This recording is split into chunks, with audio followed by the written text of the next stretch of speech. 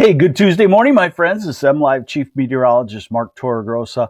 A little late this morning, I'll be honest. I was on the phone. I'm going to have a post up later today on MLive about all the ticks here in Michigan. So one of the professors from MSU, an entomologist, Howard Russell, called me. We talked about ticks and how the population is exploding.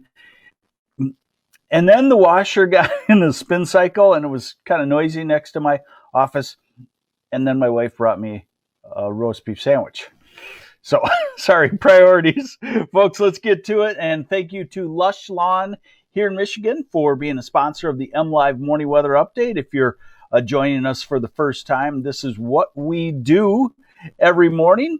And maybe the laundry got me all mixed up, or actually maybe the roast beef sandwich did, but here we go. This is what we usually do. So let's take a look at the satellite picture, and boy, what a gorgeous day showing up for today.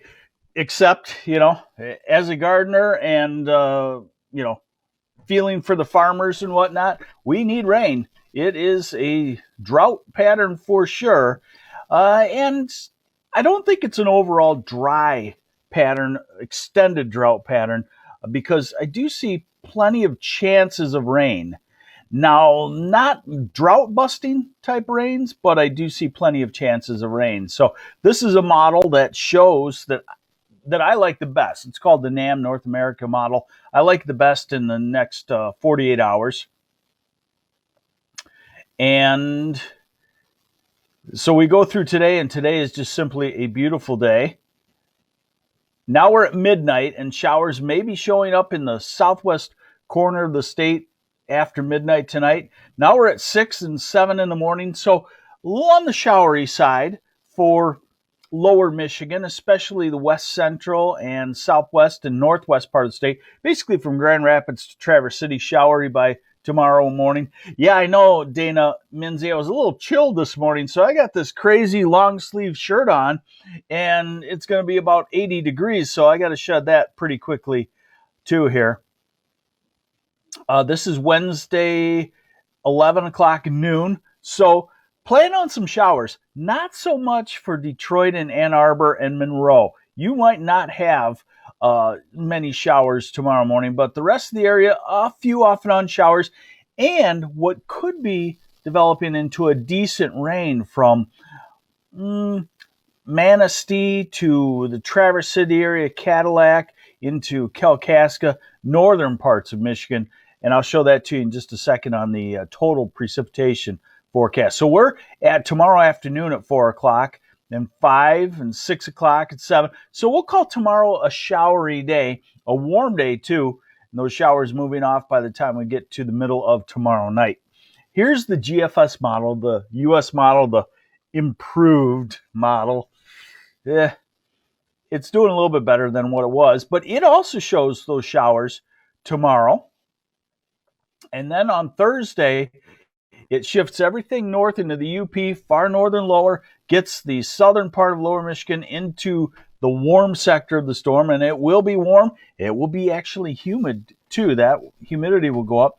Friday, the showers and storms hang back up across the UP, and then Saturday morning, the GFS wants to bring the showers down through the area. That's a little bit different than what the European does. I'll show that to you in just a second here. So this total precipitation through tomorrow.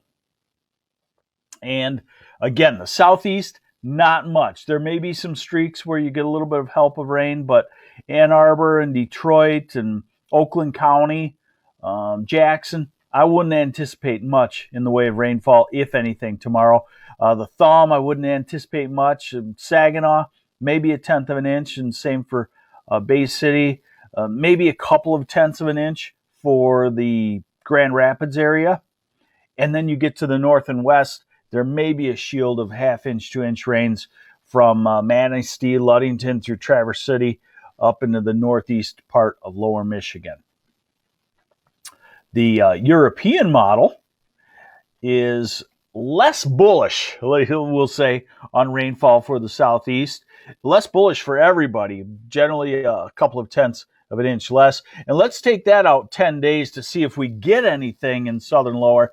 And we do. as we get into next week, we should start to get into some showers and thunderstorms. Thunder showers, we'll call them, probably not severe. And that thunder shower activity can really give us a nice rain pretty quickly. Here is that European model. Sorry, I'll back it up for you. And I told you the European model, not as aggressive on rainfall for tomorrow. It sends it up through the UP, just the far western part of lower Michigan, and then dries it out. And then on Thursday, we are into a fully southwesterly flow circulating. You could see circulating from the tropical Atlantic, coming up through the Gulf of Mexico, swinging through Kansas, Iowa, and then into Michigan. So it's going to be a warm, humid type flow. Friday, warm and humid.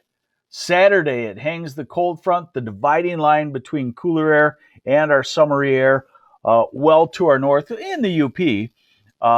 And then Sunday, it starts to bring that front southward and get us showery and thunder showery.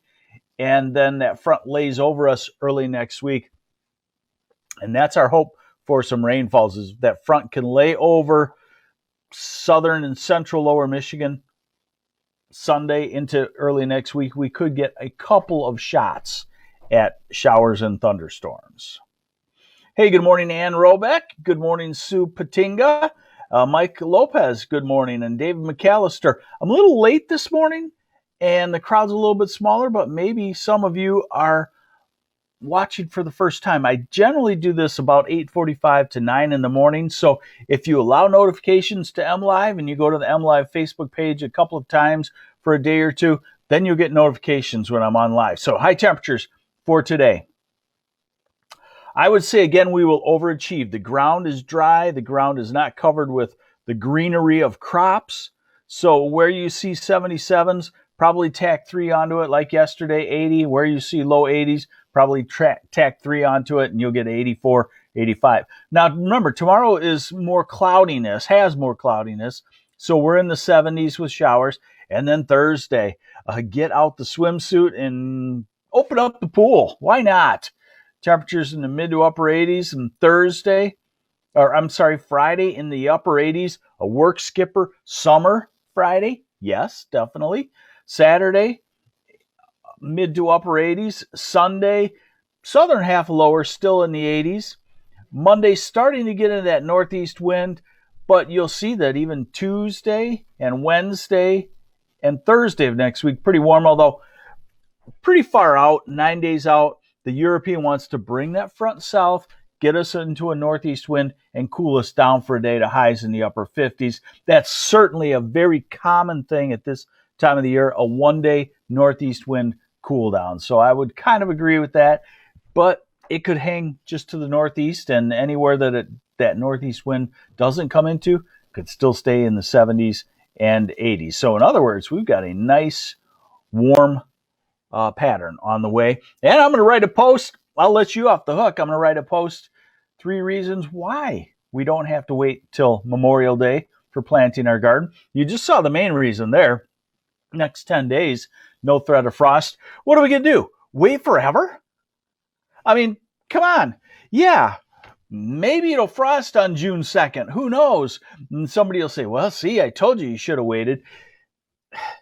And then the growing season is nothing. So you can't wait forever. Once you get to mid-May and you don't see a reasonable threat of a frost in the southern half of lower, you go for it. And that's what I'm going to do also. And just know that, yeah, there's probably a 5% chance that I might have to cover my tomatoes and peppers still in the next week to 10 days. Of course, this is a weird year. They're all weird, but it certainly could happen. So there you go. Sorry, I ranted a little bit on you there, but now you know. Go out and get the plants and start planting. That's what I'm going to do. Thanks for joining me on the MLive Morning Weather Update, brought to you by Lush Lawn, usually about 8:45 to 9 o'clock in the morning, but this morning a little bit later. So thanks for joining me if this is your first time, and hopefully you come back here with me tomorrow. I'm MLive Chief Meteorologist Mark Torregrossa.